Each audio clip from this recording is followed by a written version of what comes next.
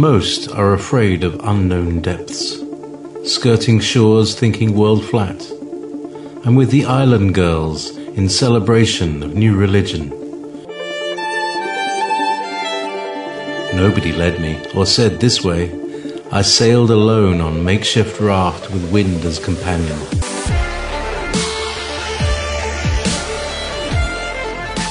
Fate for deliverance, confidence enough to assess new disposition. Seekers of lost paradise may seem fools to those who never sought the other worlds. Welcome to Momentary Zen with Zen Garcia. Visit www.fallenangels.tv. You're listening to Revolution Radio. Our life prayers awaken the spirit who formed creation in every guise. Dust, friction, the need to experience, created the power of the first orgasm of energy across infinite skies. Light, energy, movement, sound through infinite time, space. The universe we've come to grace, the great mystery. Welcome, friends. I'm your host, Zen Garcia. This is Momentary Zen on freedomslips.com, on Revolution Radio, on Studio B. And I'll be streaming to you live for the next 2 hours as we cover all things eclectic, speaking about some of the esoteric current events and covering those things which I feel are the most pressing and most important when it comes to deciphering the illusion that's parading as reality. I thank all of you that have taken the time to join us live and that support myself as well as the other various hosts. Just so you know, those of you that are joining me live and that did not catch the earlier show, Will Rogers now precedes me, and so for the next the 2 hours prior, from 6 to 8, you can come and catch Will and listen to his show. He always has incredible information. He's a very wise individual and is able to break down words and metaphor and meaning so that you can understand, get deeper insight into phraseology and verbs, adjectives, nouns, all that. And so it's always interesting to listen to Will and to hear some of the testimony that he has to share with world, because he has also come out of the other side of things and being brought full circle back to the study of the gospel and the study of the word. But he was involved in masonry and secret societies, and having gone that route has an interesting perspective, to say the least, and is able to shed light on some of the rituals and also some of the discourse and the things that are shared within secret societies and these different brotherhoods, fraternities, and even like the Eastern Star, which is for the women, but is also a sisterhood and part of the secret societies that work in tangent to support the Illuminati agenda for the advancement and the introduction of world government, as well as the New World Order, which many of you are now very much aware of, and that a lot of people are being brought to discernment and are at least being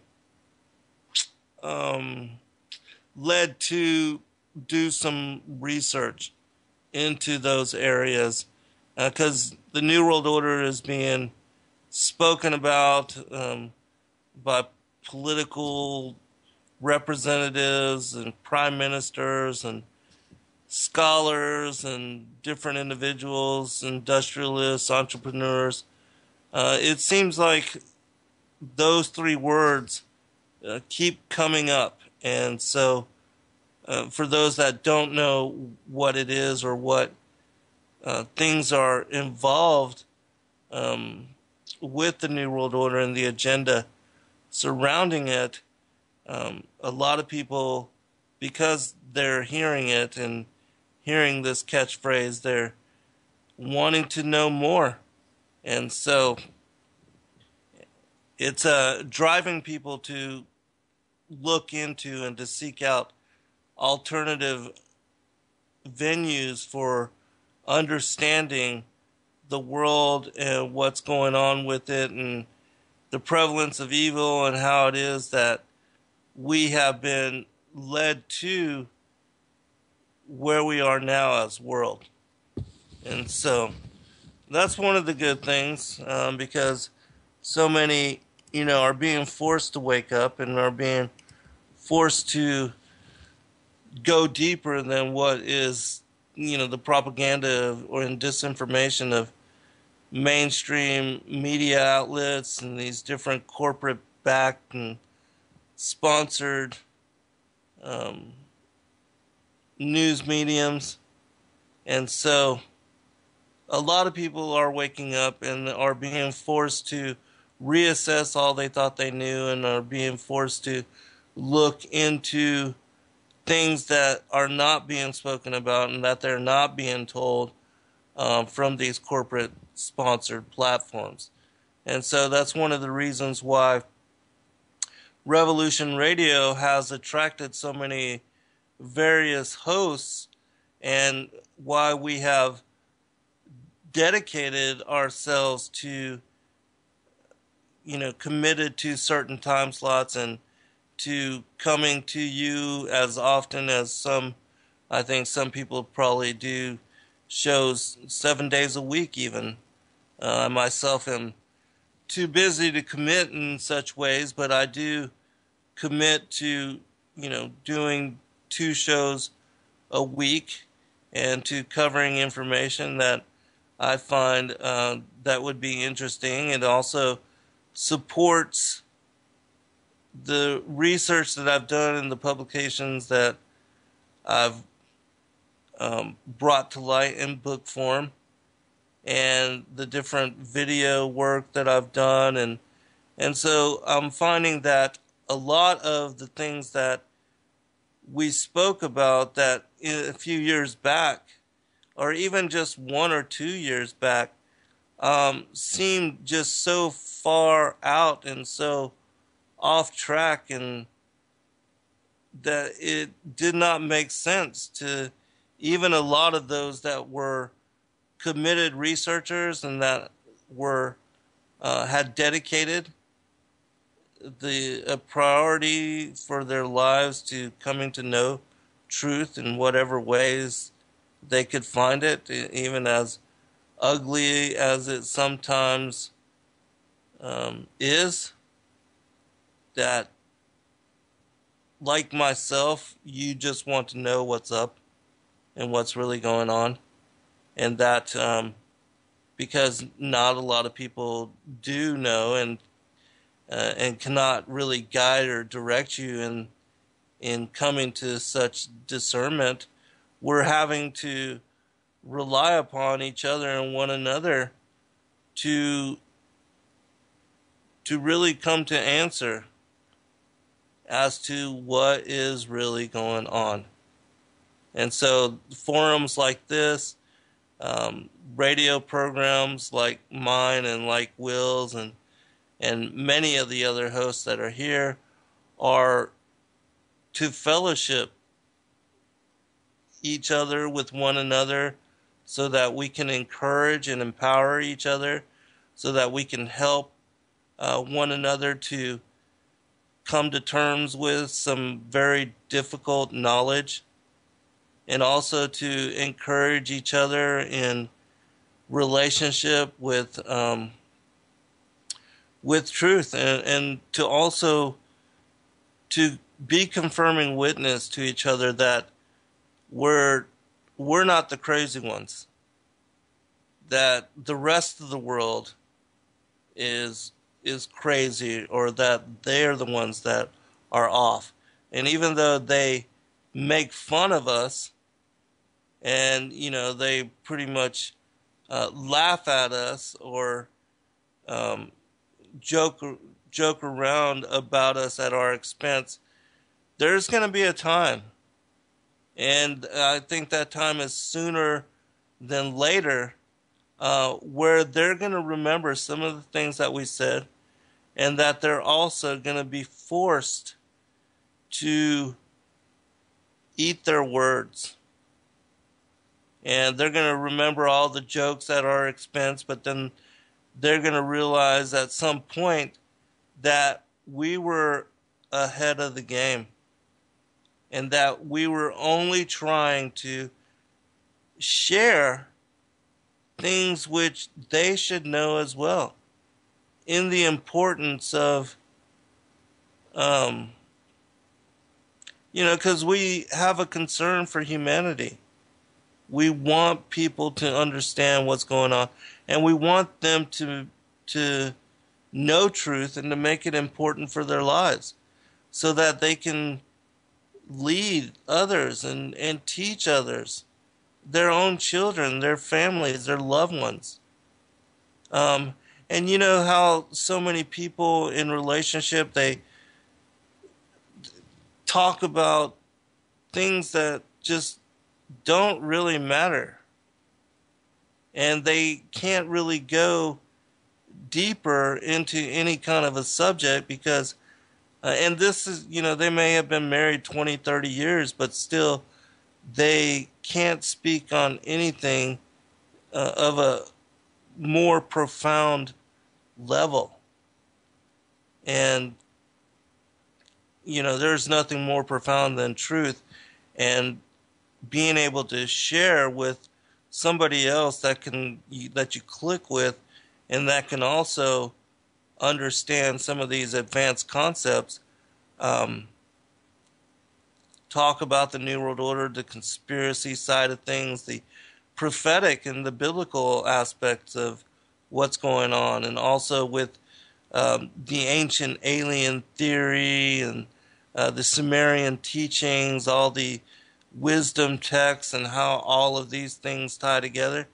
There's no greater story in my mind, or that can ever be discussed or written about, or if somebody actually made a movie about the truth, the war in heaven, and the separation of light and darkness, the division of good and evil, and the ensuing and ongoing banishment, exile of the fallen angels, the rebel angels from the heavens, and how they came to take over the earth and establish a lot of the megalithic structures, and were responsible for reigning over the pre-Adamic humans during what's referred to as Zep Tepe, the prior times, and then their attempts to create a slave race and to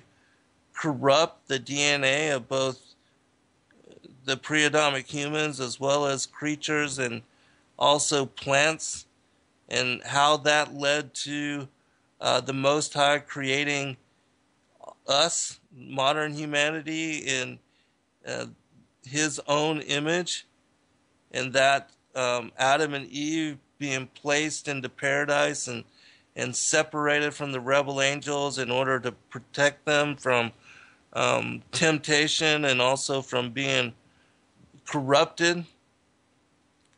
But then, Lucifer, Satan, the adversary, and the beguilement of Eve, the firstborn, the progeny, the firstborn hybrid son of the devil, a scion of the serpent, the mythology of the feathered serpent, the dragons, the Quetzalcoatls, the Viracochas, the feathered serpents, and how they were involved in the establishment of pagan religions worldwide and how they utilize the movements of the sun, the moon, and the stars, and the solstices, the equinoxes, and um, eclipses in order to institute in various religions where a pantheon of gods and goddesses were worshipped, how they instituted victim and child sacrifice, and the cutting out of still beating hearts of human people, and then the cannibalism of bodies and the drinking of blood, and all kind of other abominable rituals. And then the birth of giants upon the planet, and how they were found before and after the flood, the fall of the 200 watchers that joined the rebel angels. I mean, it's the most incredible story that anybody could ever fathom making up, or even trying to, if you were the greatest science fiction, fairy tale, fantasy writer, still nothing could equal what is really, really going on. And those of us that know about these things and are able to understand the deeper aspects of some of the anomalous and esoteric current events and news subjects that do come to light and that are still baffling to science and to modern seekers of truth, that are not able to connect the dots and to piece together the full puzzle of truth. It's beyond comprehension to most. But those of us that are blessed to have and to share such discernment, I mean, we are the keepers of the secrets. We are the holders of the wisdom for this generation. And with such discernment comes great responsibility, in that being able to understand these things and also to be able to talk about them, that we are those that are planting seeds and that are guiding and directing those that are seeking answers. The whole motto for my website at fallenangels.tv is the seeker of lost paradise may seem an insidious fool to those whom have never sought the other worlds. And how so very true that is. Those that, are all caught up in the entertainments and the distractions of this world, that are all about, money and power, wealth, prestige, and the accumulation of stuff, materialism, those kind of things that are not able to understand the mythological and biblical and prophetic side of what's going on with the world, and how really we wrestle not against flesh and blood, but against powers, principalities, the rulers of darkness, wickedness in high places. All these things that they laugh at us and they make fun of us, but they have never sought after, never even heard about lost paradise. And so they've never sought the other worlds. And so anyways, those of you that can understand what I'm talking about, that get what I'm saying, I do consider us to be a privileged minority. And privileged in that we have dedicated, we have made wanting to know and yearning to understand the Creator and the creation and our place within it all, that we have put forth the effort. We have been vigilant and persistent in our efforts to seek and to find, to knock and to study and to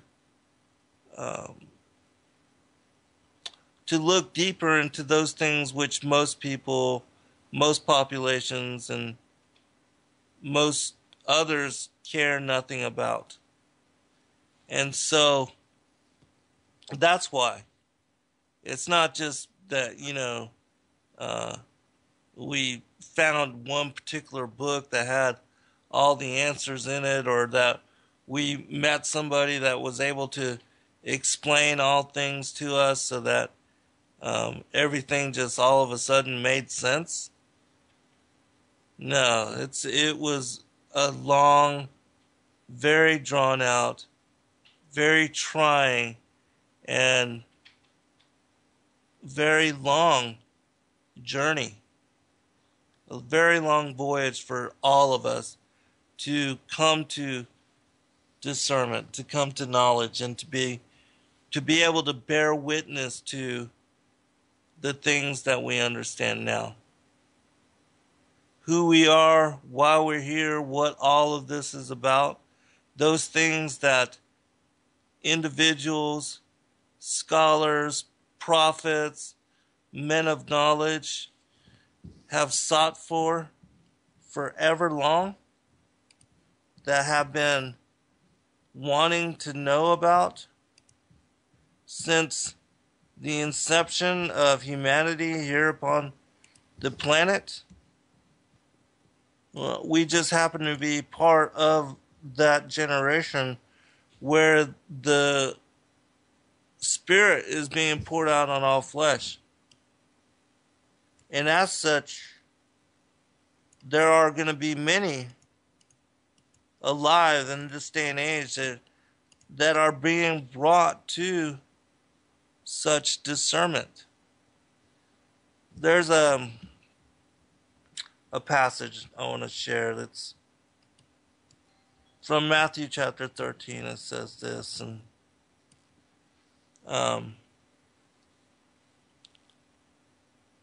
and the disciples came and said unto him, Why speakest thou unto them in parables? And he answered and he said unto them, Because it is given unto you to know the mysteries of the kingdom of heaven, but to them it is not given. For whosoever hath, to him shall be given, and he shall have more abundance. But whosoever hath not, from him shall be taken away even that he hath.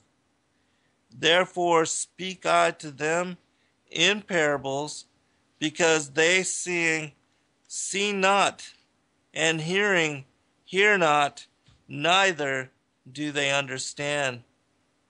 And in them is fulfilled the prophecy of Esaias, which saith, By hearing ye shall hear, and shall not understand, and seeing ye shall see, and shall not perceive. For this people's heart is waxed gross, and their ears are dull of hearing. Their eyes they have closed, and lest at any time they should see with their eyes, and hear with their ears, and should understand with their heart, and should be converted, and I should heal them.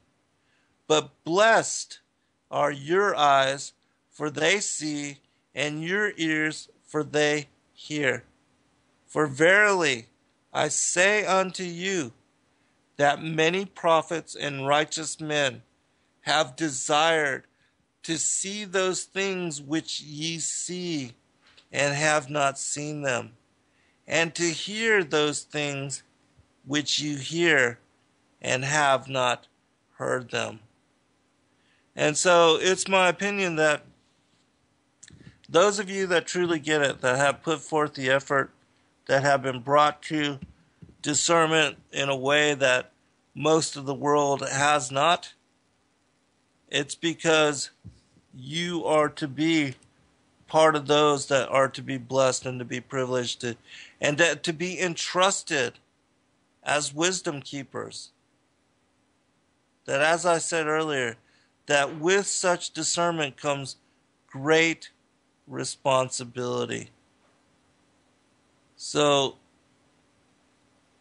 just this line one more time. For verily I say unto you that many prophets and righteous men have desired to see those things which ye see and have not seen them, and to hear those things which ye hear and have not heard them. We're almost to the first break.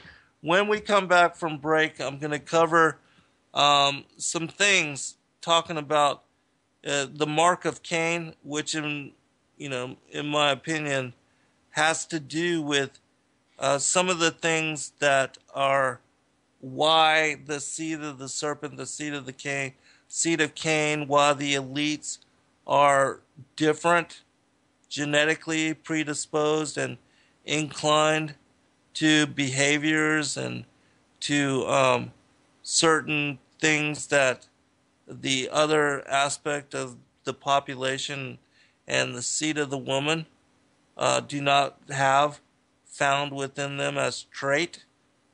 And then I'm going to share, for those that did not read the description of the show as I posted it on Facebook, I'm going to share an investigation that was done by a geneticist that was hired by one of these Illuminati family members who had been taught by his family and bloodline that they were different and in which ways they were different, and that this particular geneticist was suicided, was murdered to keep this knowledge from coming to light. We'll be right back. All right, welcome back, everybody. And so, what I was talking about before we went to break was about a certain geneticist that was hired by one of these Illuminati elitists to look into whether they were genetically structured different than the sons of Adam and the children of Adam through the line of Seth. And so I thought I would share that particular discourse, which it's published in my 7th book, Skyfall, Angels of Destiny. It's chapter 12 in that particular book. And I also did include parts of it in what is the 2nd edition of my 4th book, Lucifer, Father of Cain, because that whole book is specific to this particular information and what the Genesis chapter 3 verse 15, what that particular scripture cites as the enmity between the seed of the woman and the seed of the serpent, and between thy sons and her sons, meaning that the Most High was speaking to the serpent at this time, the Nakash, the enchanter, the shining one of Genesis chapter 3, which he is cited in the book of Atam Ua as being the winged guardian, the serpent, the winged guardian of the tree of the knowledge of good and evil. He's also referenced in the Targum as Samael, the angel of death, which is also referred to in the Gnostic texts, specific the 13 Nag Hammadi codices, as Samael is one of the names for Yaldabaoth, the demiurge, who is the ruler over the visible worlds. Same thing as the prince of the air, who we know as Satan the adversary. That another one of the Gnostic terms for him is Saklos, the blind god. And so once you understand how all these things tie together and relate to one another, you can see the underlying truth in all things, and how really it's the same story, even though there's so much disinformation out there which would try to trip you up and lead you astray and get you to believe this or that. Like so many so-called Gnostic experts try to teach that Yahweh is the demiurge of the Nag Hammadi codices, of the Gnostic texts, because they say that he's a homicidal and genocidal God of the Old Testament because of his declaration to Moses and to Joshua that when you enter into the land of Canaan and you face off with these sons of Anak, the sons of the Anunnaki, the giants, the men of renown, that you spare not one man, woman, or child. And because people don't understand that, and that these sons of Anak ruled in that land, and that they were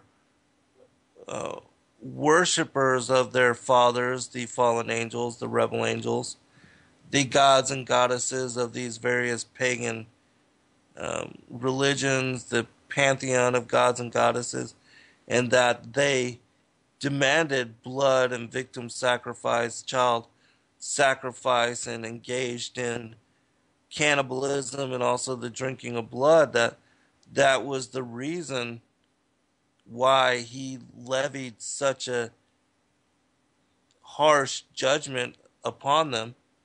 But it's nothing different than even the flood of Noah's day, which was also a judgment against the giants and all those that had fallen away and that had gone the way of Cain. And so it's a similar kind of thing. There's even a passage in the Greek and the Slavonic books of Baruch, I believe it's Baruch 2 and Baruch 3, that specifically cites how many giants were wiped out by the flood. And the number quoted in one of them is 409,000 giants. And so, all right, and so I'm going to go into this particular teaching because I've never shared it in fullness on the various radio programs that I've done, but I think you will enjoy it, and especially those that have never heard about this information that I'm going to be going into, and that it also confirms the whole premise of my fourth book, Lucifer, Father of Cain, and that it will help you once you come to discernment that there are indeed two different people and two different bloodlines here upon this planet, and that one, like myself and like yourself, is compassionate, empathic to our fellow human being, and that we wish nothing more than those same freedoms, values, and liberties that we share, that under the, what was the Constitution, were guaranteed rights and benefits, that we wish nothing more than all people everywhere to be extended the same courtesy, and that for children, all children everywhere, to grow up in the safety, in a place of peace and comfort where they can be nourished and grow up to be productive citizens and give back to humanity and the world some of what they have been blessed to reap the bounty of. But there is a whole nother type of individual, a type of person here upon that planet that goes contrary to all that we believe is natural, and is inclined, instead of towards goodness, to evil, and to want to see harm, hurt, and pain and suffering upon the faces of their fellow humans, and especially upon the seed of the woman, the children of Adam, because they know that they are different and that they are born of the line of Cain, and that they are the children of the serpent, and that very literally they are the physical progeny of the devil. And because they are so, and they have, fallen angel, angelic DNA and genetics within their physical makeup, they count themselves as the elite, as the chosen ones.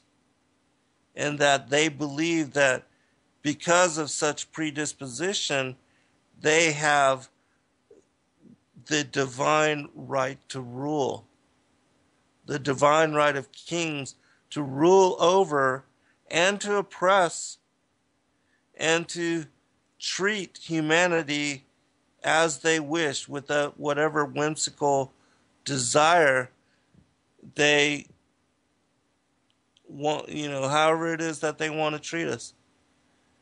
Whether it's through cruelty or evilly or at the expense of all of us for their own selfish gains, that because they are the elites and are the chosen people, the chosen ones, those who say they are Jews but are not, but are the synagogue of Satan, that and because Satan, their father, and the fallen angels choose them to rule over humanity and to install and to incorporate as agenda what is the New World Order, to depopulate the planet and to poison us and to do everything at our expense to be wealthy and to rule, through the deception of the matrix and the creation of wealth out of nothing. And that because we are not smart enough to catch it or to be aware of their scheming and the Ponzi scheme that they've incorporated as the American dollar and other central banks and reserve currencies, that we deserve what we get, is what they say. So, that being said, I'm going to give you the link for what I'm going to be reading from, and so that you can save this and that you can share it with others, and that you can study it, because it is very interesting reading. And as I said, it will help you to understand the world in all of its insanity. And so, we're going to go ahead and get into it. Just a little background. The individual that's going to be speaking, his friend is the geneticist that was murdered. He was the one that was suicided, and he inherited the study. And he was the one that received the research of his friend. And he was the one that had to follow up on the investigation that was began by his friend. And so it says this. My friend never got the money for his investigative research as the donor was found dead in his apartment a short while later. The death was ruled a suicide by hanging, even though his feet were found to be barely touching the floor when he was discovered. Very strange. All right. Now, I want you to know that this is a true story. And this was also released as a Steve Quayle alert. I believe it was published initially in February of 2013, if I'm correct. Part 1, How It All Began, says this. An investigator friend was telling me a story to which I found easy to relate. He began, "One time I left home on a lazy Saturday evening to grab some comfort food. I told my wife I'll be right back as my dog, having heard the car keys jingle, dutifully pushed his way through the door to assist me on my mission. He instinctively knew I'd forget his doggy treats if he wasn't right there to help me. Minutes later, as I was walking out of the store with my booty, I saw a man whom I'd been searching for as the subject of a complex embezzlement scheme. He was walking to a rented moving van and towing his classic car on a trailer behind it. 9 days and 3,500 miles later, I'd completed my fieldwork and handed the investigation over to several federal agencies for what had now become a federal case." My friend continued, "I returned home to my very distraught bride of 6 months. We were supposed to have left on our already twice delayed honeymoon cruise the previous Sunday morning. We didn't have cell phones in those days, and I didn't have a radio in my personal car. My handheld was on the charger at home when I'd gone on my quick trip. My first call came during a brief fuel stop at 4 o'clock the next morning. The hurried explanations fell on incredulously deaf ears. Between her astonished and uncharacteristically numerous expletives, for some months I'd been telling her, 3 times the charm, guess I was wrong again. She was not amused." He concluded his hour-long story stating, very matter-of-fact, "I guess I sort of understood why she divorced me. I sure do miss her."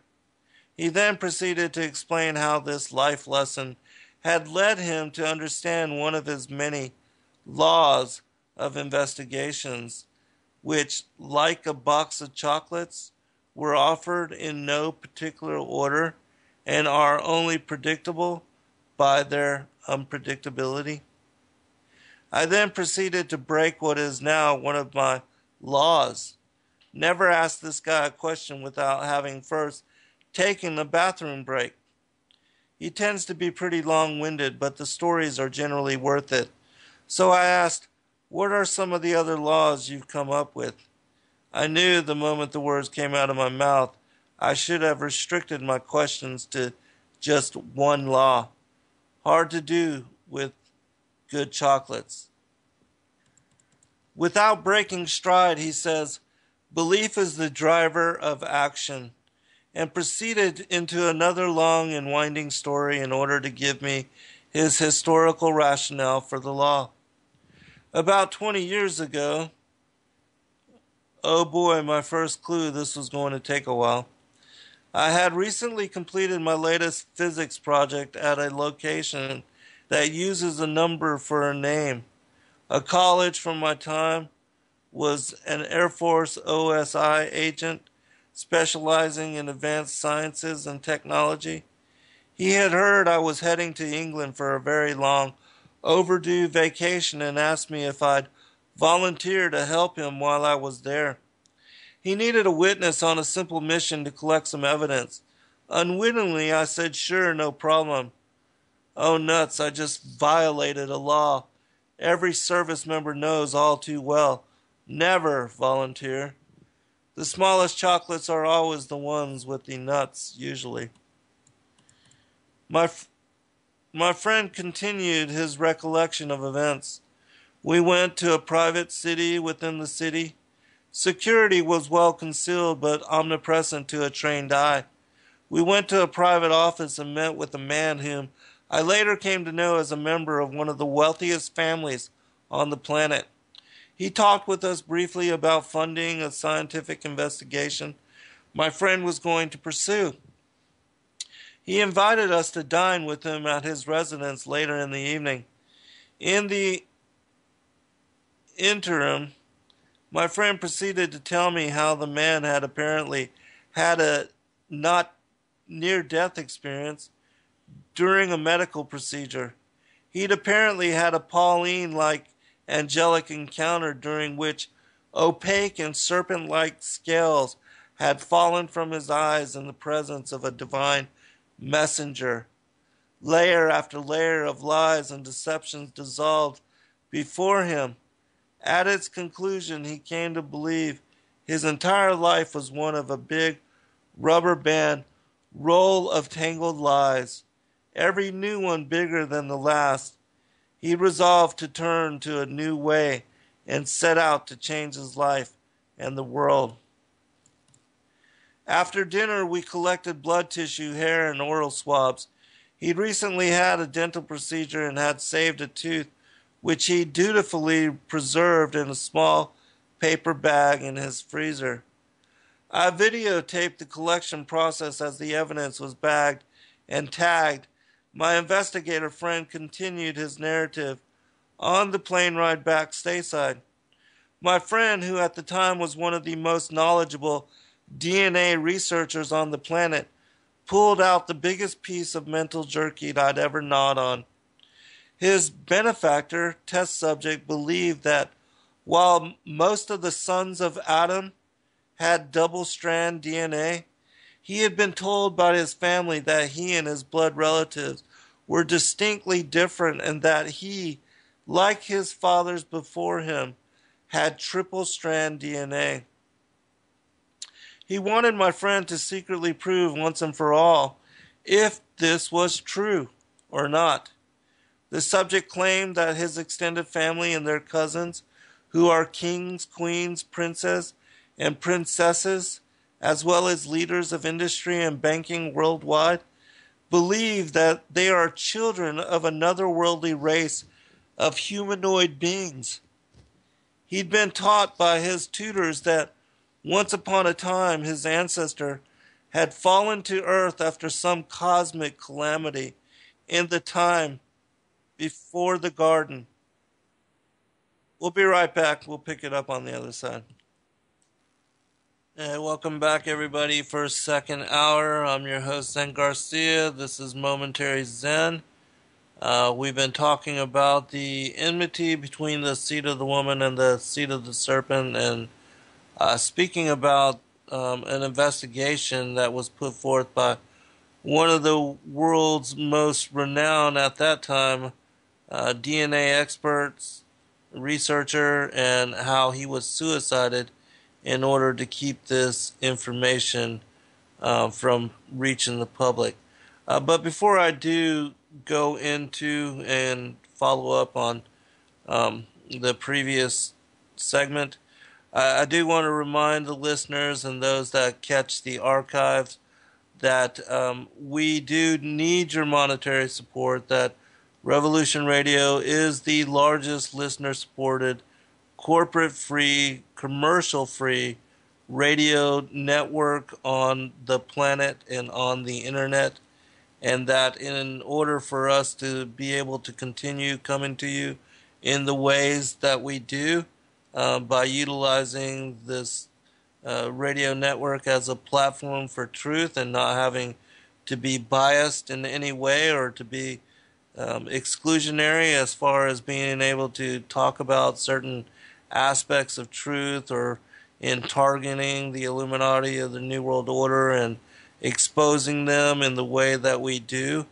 by shedding a light on the darkness and on the agenda of the New World Order and world government, the depopulation, and all the other aspects that have been laid out in their dictates, the various think tank um, research groups like the Iron Mountain and Silent Weapons for a Quiet War, and all those different Illuminati groups that have come together to decide for us what is in our best interest, whether world peace is plausible and would be beneficial, um, things of that nature. They're poisoning the food supply and water and uh, the vaccines and putting cancer viruses and all kind of weird things, formaldehyde, antifreeze, aspartame, all those kind of things in there. That if you appreciate what we do and that you listen to many of the various hosts that come on every day of the week, and there's a lot of really good hosts covering a lot of very interesting and very eclectic information that you won't find available anywhere else. Please support us in whatever way you can with not only your time and your effort, but monetarily, and even for the price of a Happy Meal, for um, every week or even once a month, that you can gain access to the archives of all of the various hosts and, tap into those shows that you've missed for $4.95 a month. You can get a password and a screen name and gain access to all of the archive shows from all the various hosts, which for $5, I mean, you can't beat that deal. Then there's the non-GMO seed pack and the bullet drive with all the critical information, all those different things, t-shirts, coffee mugs, all that. So if you can, go to freedomslips.com. Certainly don't put yourself out. Feed your children. Take care of yourself and your families. But for those that can, we do appreciate you, and ahead of time, thank you for your donation. All right, so going back to what I was talking about before getting to this part of the show,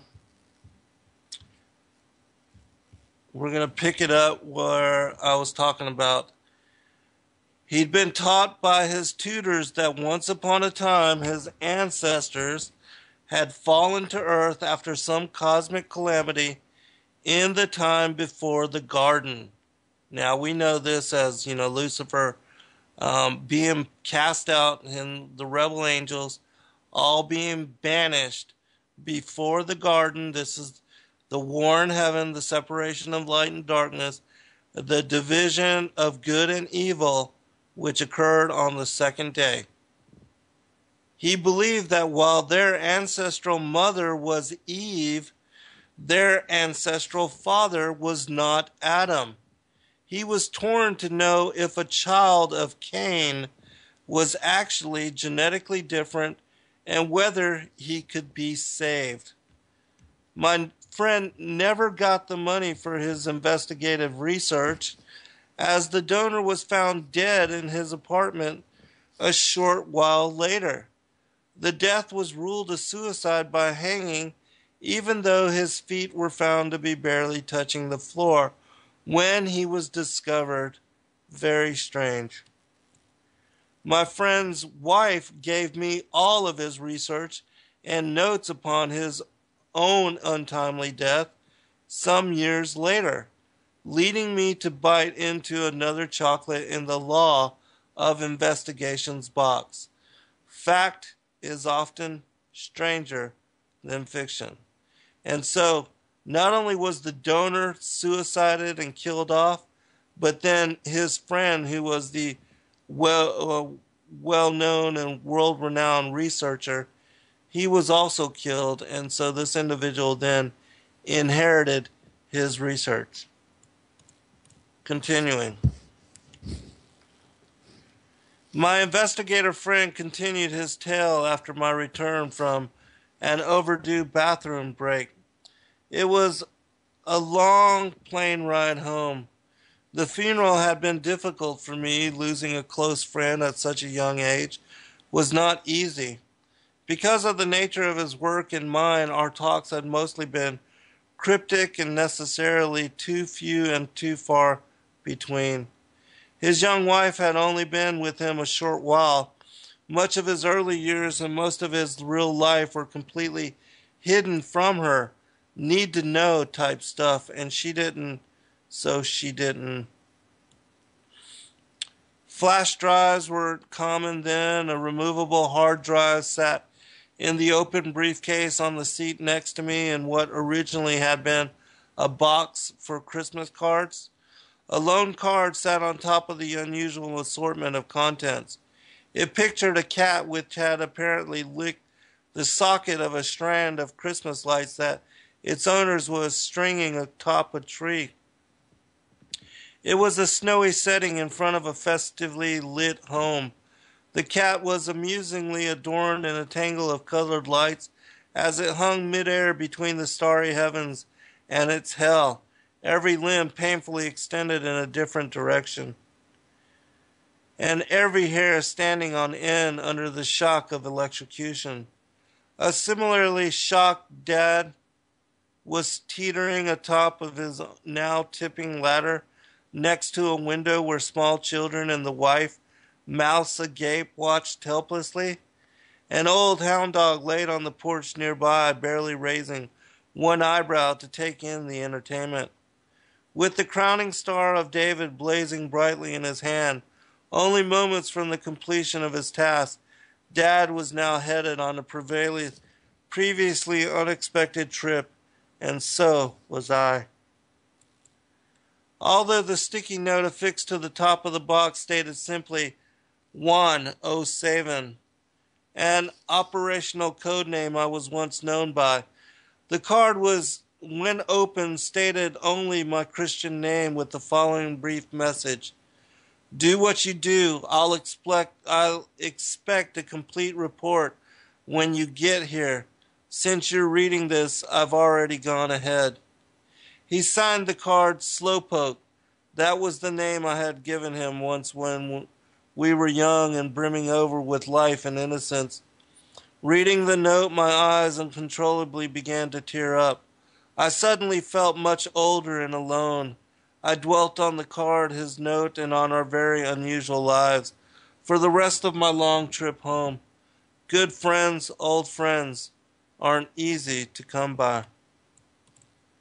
When I arrived in my city, I was very backed up in my work, and I couldn't really look at what I had for some time. For one thing, the information was password protected. He seemingly hadn't included a password with the box. It was quite some time later that it occurred to me that he actually had, and that was the true reason for the catchy card at the top of the box. Yeah, he was right, and I was slow. It was all there, his contacts, his drawings, and descriptions. His technical analysis was not easy to read, but I had enough, more than general knowledge, to follow his work. He traveled covertly to meet with specialists, including one Nobel laureate, to get their opinion on his observations and analysis. He'd even met with some very prominent religious authorities of varied beliefs to get their take on the possible implications of what he believed he had found. He was exceedingly careful and always traveled under some other role and purpose, and only as a peripheral inquiry brought his real questions to bear, conscious of the dangerous sensitivity of the subject at hand. Near the end of his notes, I came to a page titled Conclusions, followed by these lines: "This is a murder investigation," which was then followed on a separate line, written all in capitals, "of murder by a serial murderer." He then went into several pages of a long diatribe of identifiers and details that only recently have begun to make sense to me. He continued under a new heading, "Follow the Blood Trail." At first he noted that the DNA strands he was examining seemed to be wound up more tightly than normal. You see, there are normally 10 rungs per complete twist of the double helix strand in a normal human DNA. In his analysis of our subject's DNA taken from his blood samples, he found intermittent sections which appeared to be wound more tightly with only 9 rungs per complete twist, 9 being an unusual and noteworthy number, always turning and returning to itself. I thought to myself, that doesn't seem to be that unusual. Everybody I know seems to be like they're wound too tightly. Simultaneously, he observed and documented what he at first believed to be the foretold third strand of the subject's DNA. Upon closer analysis, he came to an entirely different and unexpected conclusion. Our subject had been lied to. It wasn't a third strand at all. It was a silvery thread-like, semi-transparent, serpentine-like parasite of infinitesimally small proportions. He observed that it was entangled intermittently, hopping back and forth between the normal double helix strands. It appeared to him that as the parasite grew, it continued to wrap itself like a bean or ivy-type vine plant will attach itself to any available protrusion. Unlike a normal snake or worm, this parasite had little hook-like protrusions that did seem to lend themselves to a gripping type of attachment all along the strand. His notes described them as alligator or dragon feet, but only for his amusement, not because they were that actual form. Occasionally he noted that it appeared that some of the threaded parasites seemed to connect to adjacent parasites, creating what appeared to be tiny nets cross-circuiting between the different sections and strands of DNA. In his note, my friend penned some personal thoughts after having considered his observations and source of his DNA materials. He thought of the Vatican's pronouncement that aliens are our cousins, and that the Vishnu teachings of a time when gods flew in spaceships and destroyed whole cities in a single blast. He even had notes about Elijah being caught up in a chariot of fire. Maybe he had misread or misunderstood the entire history of his Bible. Maybe from Genesis to Revelation it was about some far more tangible and real fallen angel alien cousins than the ghost-like destroying angels he had always pictured in his imagination.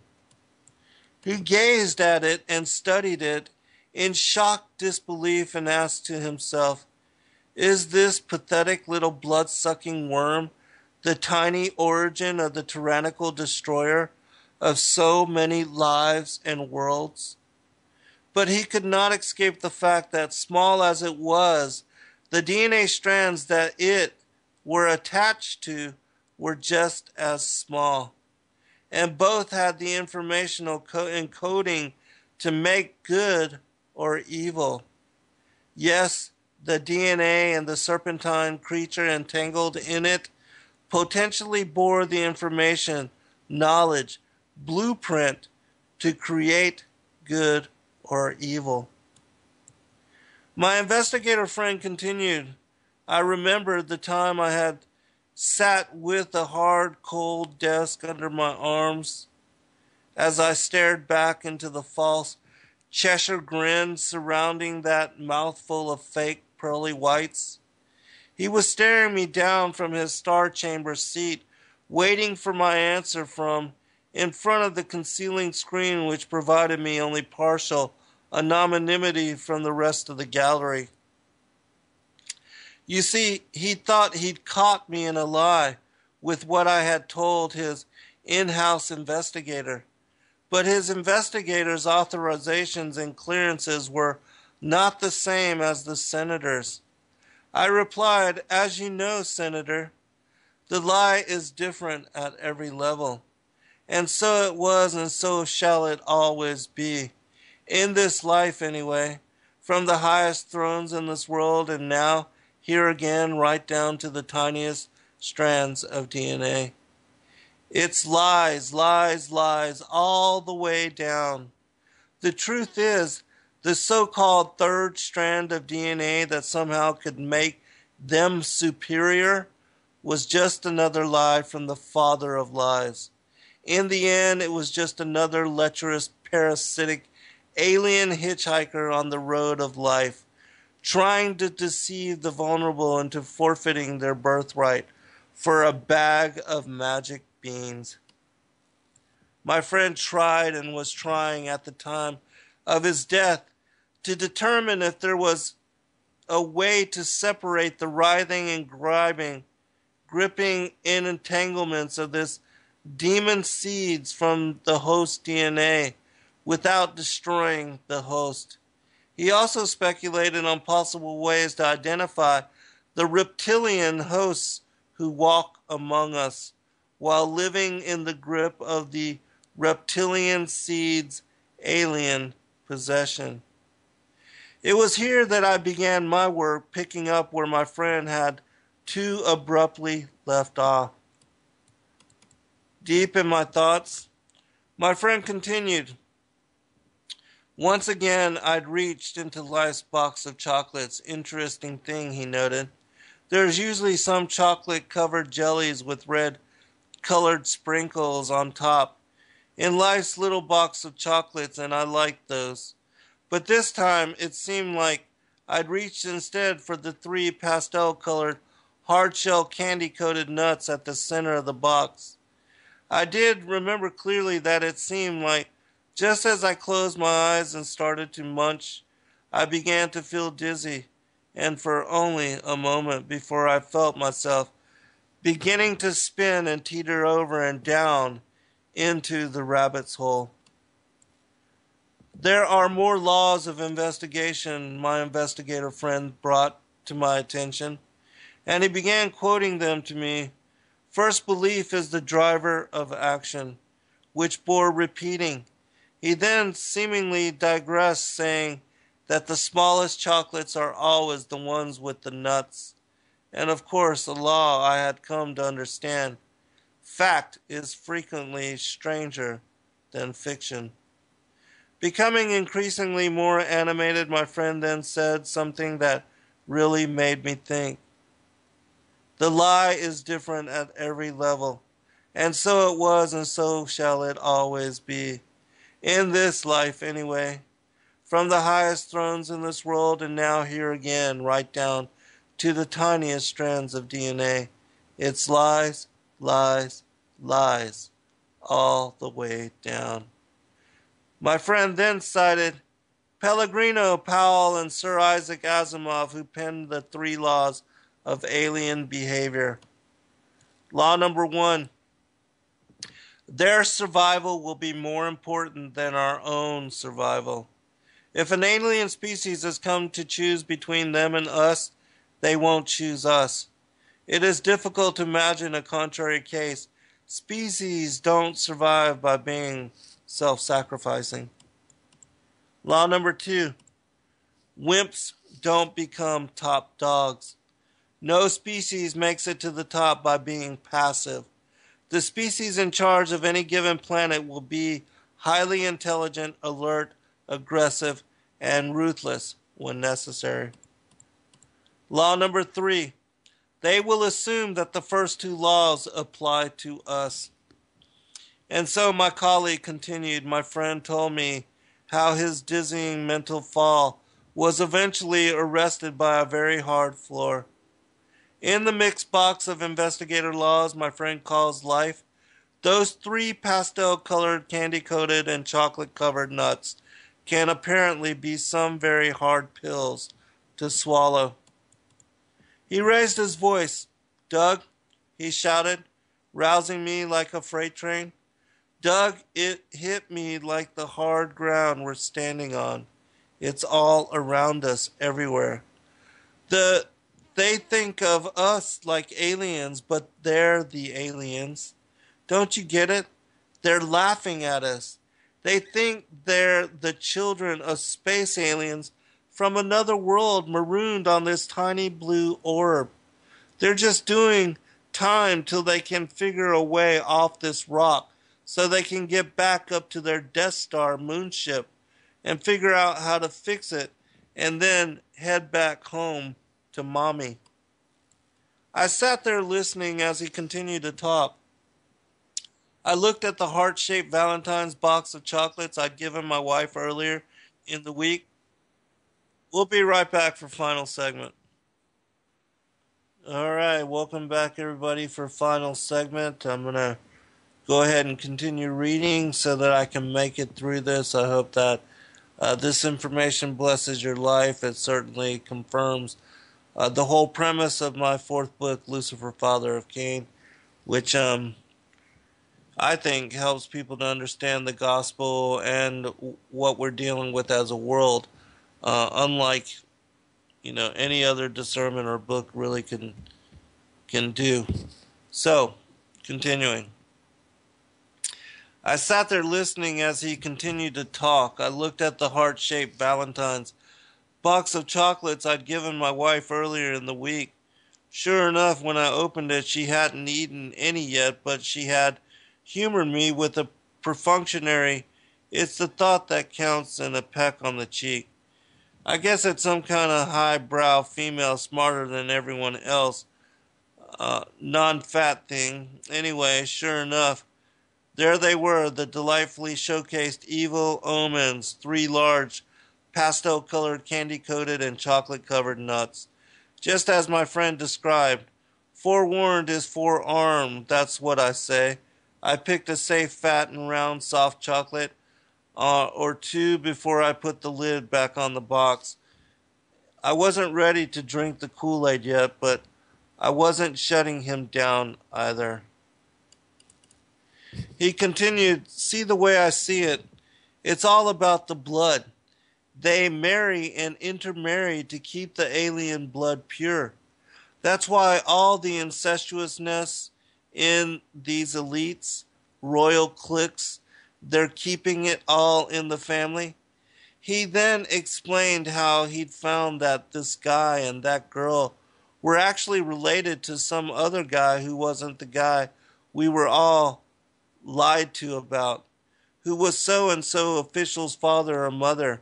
After a while, it actually started to make some kind of sense. Or maybe the blood sugar was just starting to kick in and make me a little tipsy. Anyway, whatever, I lazily thought to myself. I stared off into space, deep in my hypoglycemically induced contemplative thoughts. On the shelf beside the TV in my den, an old VHS box sat, its title staring back at me. It was I was a zombie for the FBI. It's a campy 80s black and white B movie some college kids made about some brothers who discovered sunglasses that, when worn, allowed them to see aliens masquerading as humans and plotting to destroy the real humans and take over the earth. A more well-known movie version is They Live. As I adjusted my reading glasses, I had a few new thoughts of my own. What if? What if? And then rousing me again out of my darkness with his now booming voice, my investigator friend said, "It." And then he said it again more slowly and decisively, and just then it struck me. It struck me like a silver bullet to my politically incorrect brain. The haze half cleared, and for a long moment I realized exactly what he'd been trying to say all along. The clouding scales began to fall from my eyes also, just as they had for our subject in his near-death experience. I briefly wondered whether I was on the verge of my own dialectic diabetic-induced coma. Perhaps, like our original subject, maybe I was having a near-death experience of my own. I reached for the water on the table beside me, but it was actually the grandkids' Kool-Aid. I drank it anyways as I thought to myself, it doesn't really matter what I believe. It doesn't matter what the lying facts say. It doesn't matter what any technical analysis reveals. It doesn't even matter what the religious sages thought or believed. It only matters what they believe. Because our original subject and his relatives, who are kings, queens, princes, and princesses, as well as leaders of industry and banking worldwide, believe and act as though they are the children of an otherworldly race of humanoid beings. But not human only, hybrid human, more than human, superior alien humans. Our subject and his kin had been taught by their families and tutors that once upon a time their ancestors had fallen to earth after some cosmic calamity in the time before the garden. He believed that while their ancestral mother was Eve, their ancestral father was not Adam. They believe that they are our humanoid cousins, superior hybrids, part alien and only part human. They once reigned from Olympus and were pharaohs. Whatever the real truth of their history and their belief is the driver of their actions. Being the true believers they are, they will continue to operate in accordance with their belief and the laws of alien, Darwinian type survival. That's why they interbreed, passing the garter in order from one bridesmaid to the next, to maintain the purity of the bloodline. That's why they secretly meet and connive, continuing to pass power between themselves. That's why they must manage the rest of mankind, fooling them into focusing their life energy and ingenuity on wars of self-destruction and debt, so that we may be forever enslaved to their lusts on this prison planet till death do us part. More than afraid, they know in their black hearts this is their fight for survival. The fight for survival. It had begun, just as my friend had said, as a murder investigation, starting with the first murderer, when that Luciferian demon dad had whispered the evil deed to his willing child, Cain. It has since continued down through time with Atlantean devolutions and God wiping them off the earth in the days of Noah, and the sons of Adam repeatedly fighting for their own survival by destroying the aged reptilian crossbred giants in Canaan land. And later, David destroying the hybrid Goliath and his 4 hybrid brothers. And now, as in the days of Noah, the hidden giants, the true believers hiding in plain sight, so powerful, so important, and yet so afraid. I was reminded how in the mountains of Afghanistan the people will say their cousin lives on the other side of that mountain, then in the next breath remind you that the word for cousin is interchangeably the same word meaning enemy. Interchangeably, these earthbound half-cousins of ours continue to laugh, but it is a nervous laugh at that. They have a joke or two at our expense recreating their lying father's fall to earth and flashing their heretofore secret gang signs, hand signals to each other right in our faces. I know now how dangerous their beliefs are, and I know that they are being driven by their beliefs, taught to them by their father, their real father, the father of lies.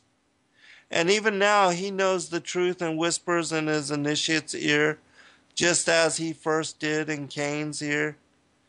The sons of Adam, as long as they live, are dangerous. Just then my friend began to cite another law stating, and when you're finally out of chocolates, it's time to make stew. I begged his indulgence for a few minutes as I wandered down the hall to the restroom. I was wondering to myself, where did I leave my ladder? I gotta get out of this rabbit's hole before the bad guys figure out there's no rabbits for the rabbit stew they're dreaming of for their creation. They might decide to change cookbooks to suit whatever else they might find. Yes, there it is, I thought. They thought to serve man. And there you have it, the investigation, the conclusions, and the study, and the links of how the elites know that they are not of Adam, that their father is the devil, and that all the things that he cited as far as the war between the giants, the rebel angels being cast out, the division of good and evil, the separation of light and darkness, how Lucifer became Satan, the adversary of humanity and the accuser of the brethren, his beguilement of Adam and Eve, her impregnation with Cain, the firstborn son of the devil, the first hybrid child born as a scion of the Nakash, the feathered serpent, the winged guardian of the tree of the knowledge of good and evil.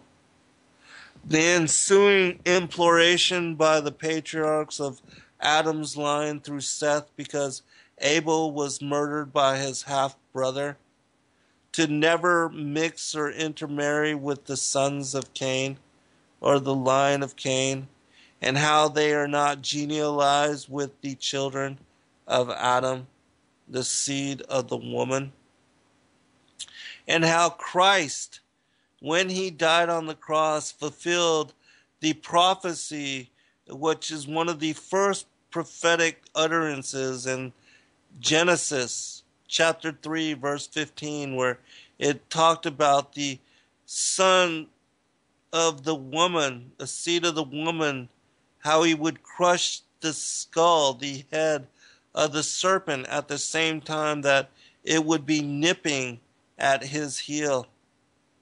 And for those that don't understand what I'm talking about, I'm referencing here Golgotha, which, if you don't know, Golgotha means Goliath of Gath.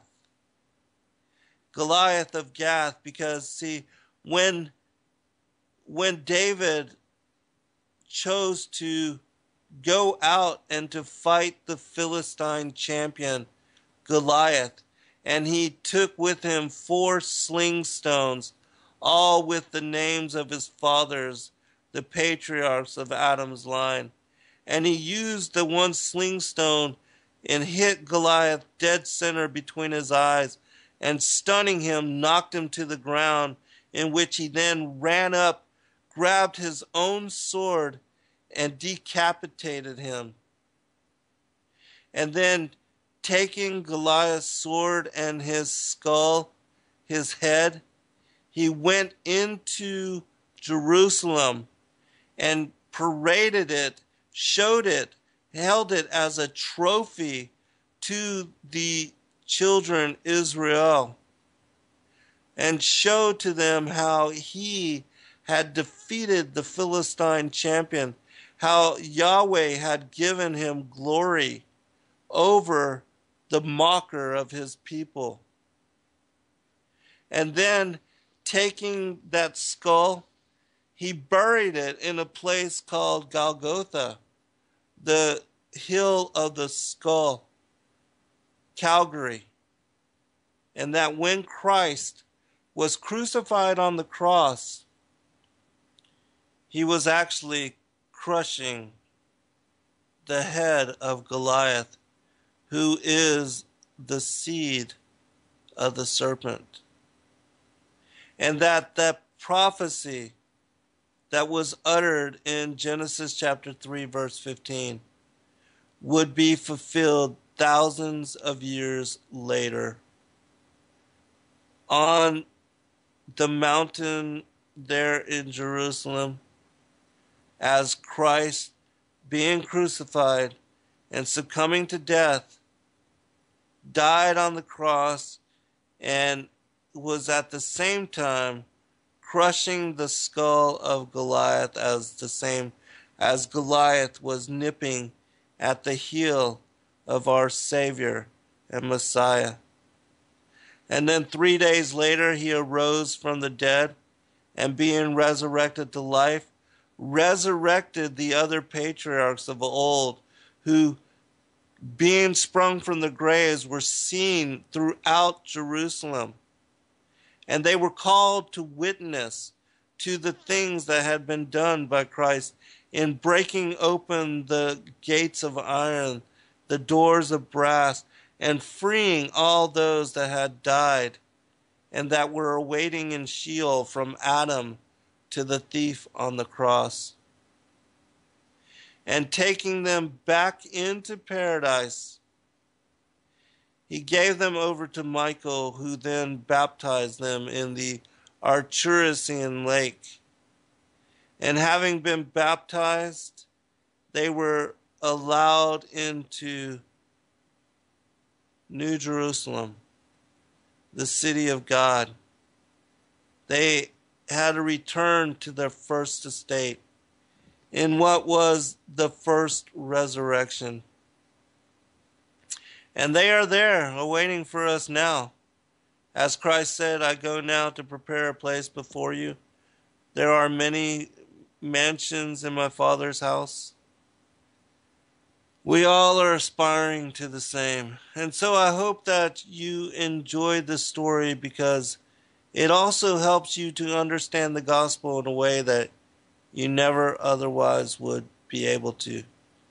The story of Noah's flood, the wiping out of the giants, it was not a judgment against humanity.